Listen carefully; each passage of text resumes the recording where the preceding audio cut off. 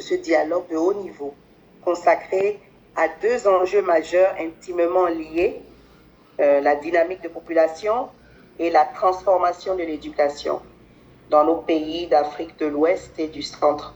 Et ce rendez-vous est crucial pour notre région où la jeunesse et le nombre croissant de la jeunesse, la croissance démographique, représentent à la fois un défi et une formidable opportunité. Alors, si je dois faire mon introduction telle que c'est, mais je peux sortir du discours, mais je voudrais quand même aller dedans.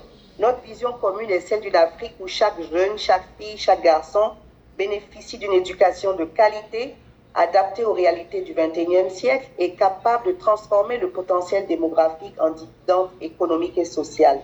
Pour y parvenir, il est essentiel de renforcer les systèmes éducatifs, d'accélérer les réformes et d'intégrer pleinement la dimension démographique dans la planification sectorielle. Donc, les orientations doivent viser l'accès universel à l'enseignement secondaire et technique avec une attention particulière à l'équité de genre, l'adaptation des curricula de formation aux besoins du marché et à l'innovation, le renforcement de la gouvernance et du pilotage par les données grâce aux observatoires du dividende démographique. Donc, les observatoires du dividende démographique jouent un rôle clé en fournissant des analyses, des alertes, des recommandations fondées sur des données fiables. Et ils permettent de suivre l'évolution des effectifs scolaires, la parité, les transitions vers l'emploi, pour éclairer aussi les décideurs sur les tendances démographiques et leur impact sur l'éducation, sur la santé, sur l'emploi. Cela appuie la mise en œuvre des politiques et des projets innovants tels que le projet SWED, qui vise à autonomiser les filles, à accélérer la capture du dividende démographique. Alors, j'aimerais bien illustrer, si vous me le permettez, ces enjeux par quelques données récentes au Bénin qui traduisent les avancées et les défis de notre région. Donc, le Bénin a une population jeune, 42,2% de moins de 15 ans, 52,3% de moins de 18 ans.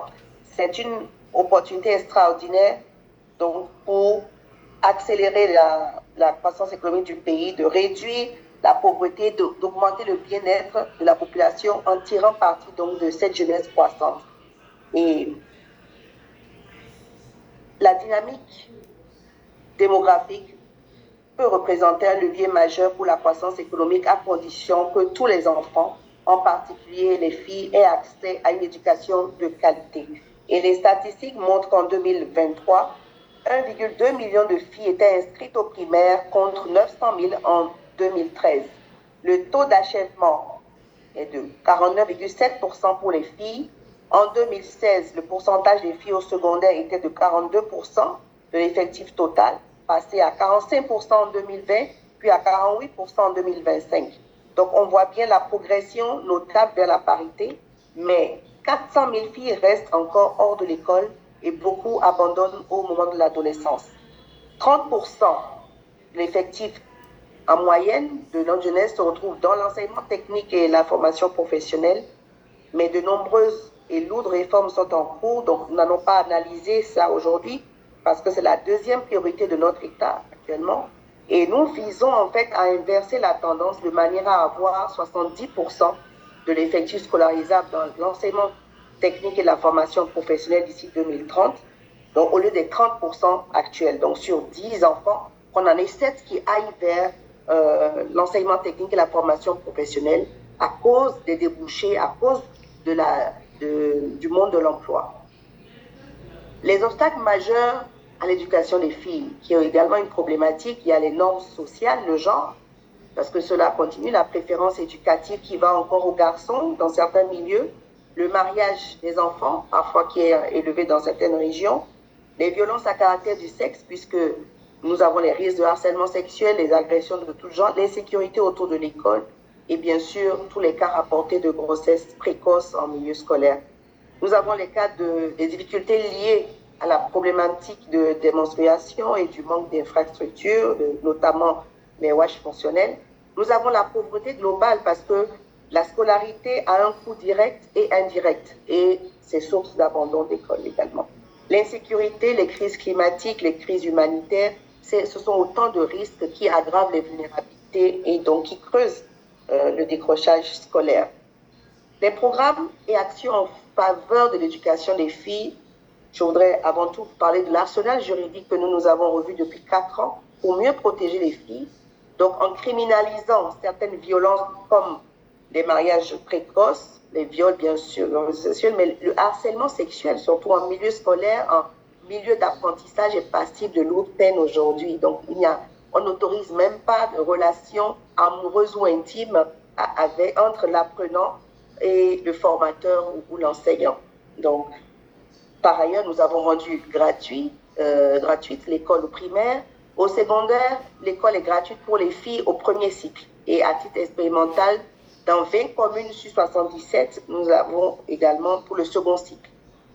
Nous avons une stratégie de l'enseignement secondaire général qui est élaborée pour régler de façon structurelle donc, ce problème. Et nous avons quelques programmes comme le Programme national d'accélération de l'éducation et du bien-être des filles, le projet SWED. Lors de la dernière session du comité régional de pilotage du projet SWED qui s'est tenu à Cotonou en juillet 2025, les résultats probants et satisfaisants ont confirmé que le projet a induit une transformation réelle, profonde et durable chez les jeunes filles bénéficiaires. Donc en 2024, 80% des filles bénéficiaires poursuivent leur scolarité avec de bonnes performances académiques. Et permettez-moi donc au nom du comité régional de pilotage du projet SWED+, d'exprimer nos sincères remerciements aux différentes autorités de nos pays, ainsi qu'à nos partenaires, notamment la Banque mondiale et l'UNFPA pour leur engagement constant.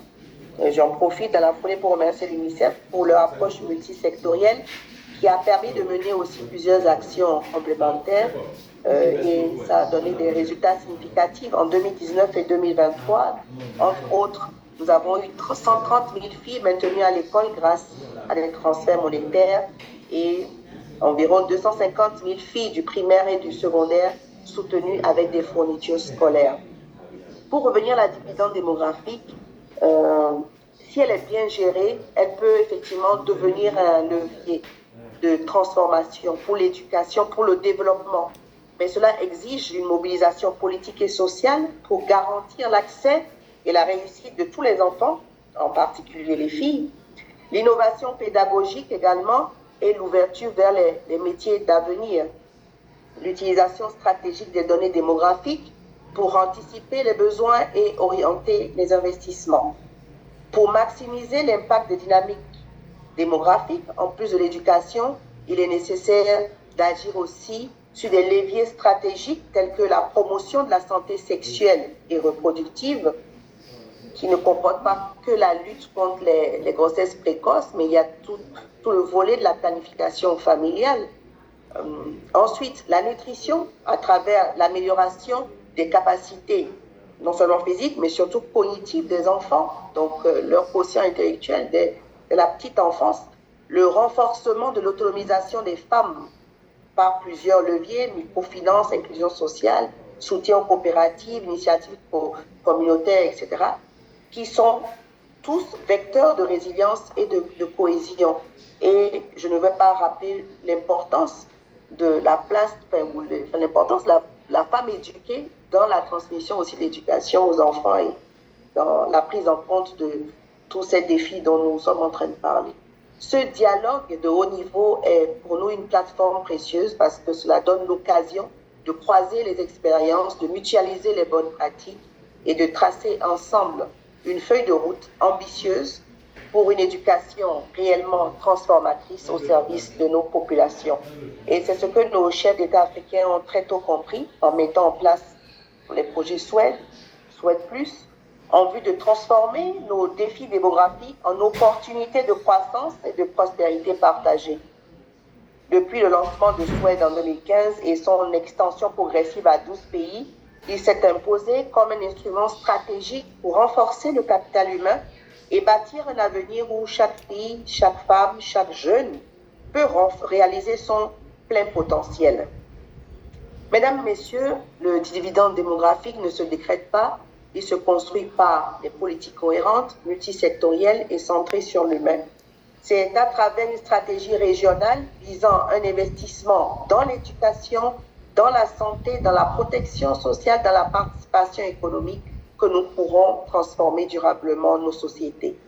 Et notre continent, en devenant stratège et catalyseur, pourra être capable de transformer la dynamique démographique en une opportunité de développement inclusif, durable et équitable.